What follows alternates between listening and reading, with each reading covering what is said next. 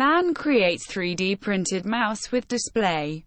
Keyboard fitted into it. A man has created a 3D printed mouse which has a color display and a slide-out keyboard fitted into it and works like a computer. It uses Raspberry Pi Zero-W development board with a single-core 1 GHz CPU with 512 MB RAM. The tiny computer also has features such as Bluetooth and Wireless LAN. Snap CFO Tim Stone resigns in 8 months. Shares drop 8%. Tim Stone, Snap's chief financial officer, has resigned from the Snapchat parent within 8 months of joining. Snap's stock went down about 8% in after-hours trading on Tuesday.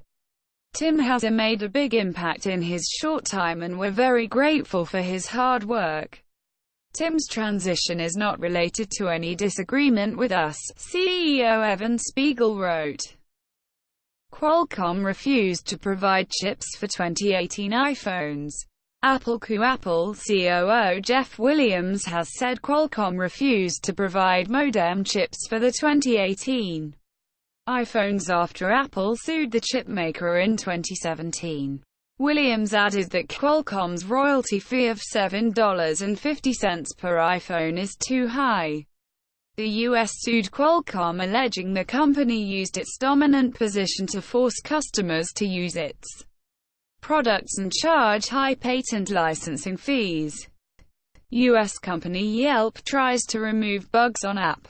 AI deletes everything. US-based local search service Yelp has revealed that they had trained a neural net to eliminate all the bugs on its app, but it deleted everything on the app. We had to roll everything back. To be fair, we were 100% bug-free. Briefly, the company joked. We apologize to anyone who had problems with the app this week, Yelp said.